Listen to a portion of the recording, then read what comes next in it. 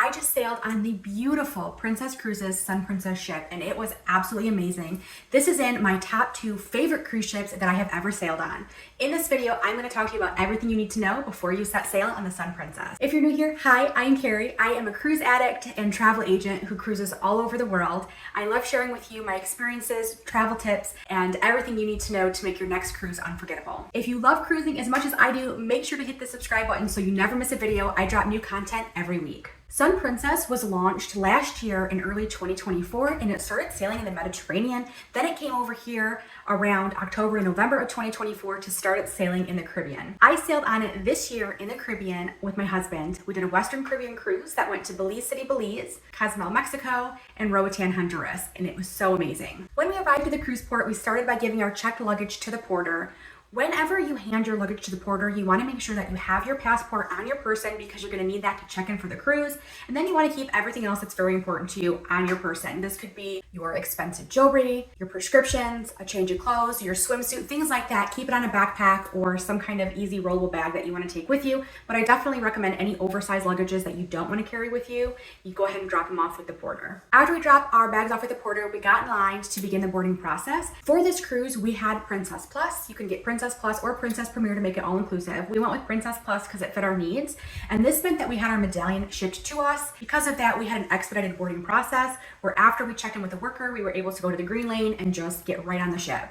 We love boarding the ship by 11 a.m. so that we can start our vacation early, but also have a really nice lunch on board. So when we boarded on day 1 of this cruise, we headed to the eatery to have a great lunch, and the eatery is the buffet. They had a lot of different great options available for us the day that we boarded. And then after lunch, we got the mustard drill out of the way. I always try to get the mustard drill out of the way as soon as possible because it's mandatory for you to do that before the cruise will set sail, so I don't want it hanging over my head. It's a quick video that we watched on our phone. You could also watch it in your cruise cabin. Then you head to the muster station to check in. As soon as the cabins became available, we headed right to our room because we wanted to drop off our backpacks and really get settled in.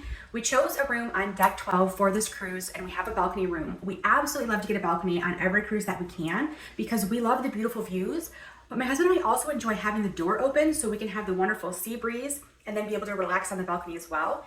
There's 2 chairs on the balcony and a small table. So you can relax out here during the day. You can order breakfast. You can have snacks here. It's just a really great place to relax. The room itself was a great size for the 2 of us. There is a desk in the room, and then there's a couch that also pulls out into a bed.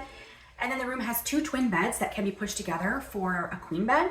For the first time, we decided to see what the room would be like if we had it be 2 separate twin beds. And what they did is they put one of the nightstands in the middle, so it was about this big of a space between the beds, so they're really close together. Keep that in mind if you are traveling with anybody else. We did choose to go ahead and push the beds together because the bed on my husband's side ended up blocking the outlet on the wall where he needed to charge his phone. So we wanted access to that. So we just pushed them together to make the 2 queen beds again. Sun Princess has a ton of dining options depending on what you're in the mood for. The main dining room is open for breakfast every day, lunch on sea days only. It is closed on port days, and then dinner every day. There's also the eatery buffet, which has different stations depending on what you're in the mood for. So Red Ginger is a great place for Asian. They have a Mexican station, they have noodles, they have American fare, a salad bar, dessert, tons and tons of different options. I am gluten-free, and I was able to eat here and have a lot of options available to me as well. Close to the eatery buffet is the Americana Diner. This is open for lunch and dinner. It's a sit-down restaurant where you can get things like a burger, fish and chips, fries, shake, different things like that.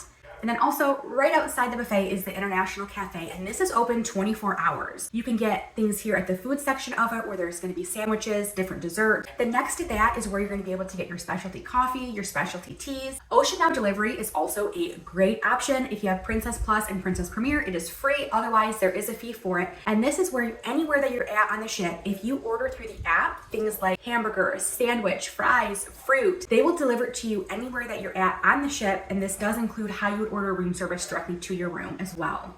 If you're wanting something quicker, they have a lot of snack shack options. There's a ton on the pool deck. So you're gonna have Lido Greens that has lots of different salad options available, grilled chicken, tons of vegetables.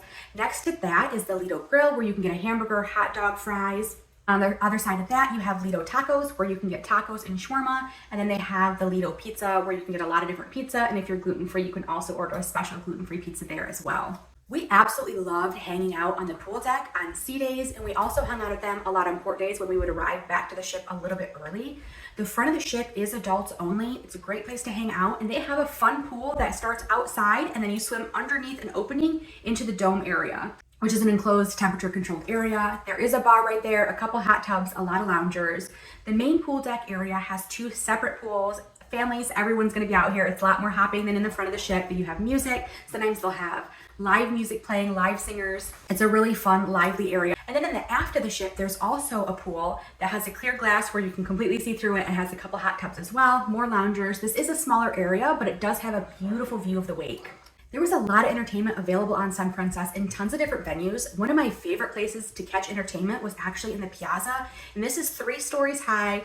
There's different seating all around the piazza where you can sit and watch the performances, and then there's some bars where you can watch it from as well. We caught a lot of live singers here, guitar players, a couple singers with a band. There was an acrobat guy with a wheel. It was really fun. There's a lot of other venues on board where you can catch entertainment as well. We saw a great live singer who did a Lionel Richie tribute. There's also comedy shows, game shows, karaoke, trivia, tons of different entertainment for you to choose from, so you can do as much or as little as you want to. There's also a casino on board that's open only when the ship is out at sea. I went in here when we were at port so that I could get great videos and really check out what it was all about. When the casino's open during sea days, they do allow smoking in this venue, so I avoided it because my husband and I personally don't like to be in venues where there's cigarette smoke. It is not for us, but if you don't mind that, they have a lot of great gaming options here in the casino. The thermal suite area was absolutely amazing. For the first time, we decided to treat ourselves and get a weekly pass that we could spend in the thermal spot in the enclave area for the whole week. They have things in here like heated beds, which were absolutely amazing. They have a hydrotherapy pool that's heated. There's a Himalayan salt sauna, a regular sauna, steam room, and rainfall showers. This was so relaxing in here. They had music, they had a great water station. We went in here every night for added relaxation, and we slept so well. It was $150 per person for the week. If you didn't want to get a weekly pass, it is $50 each time you do want to go.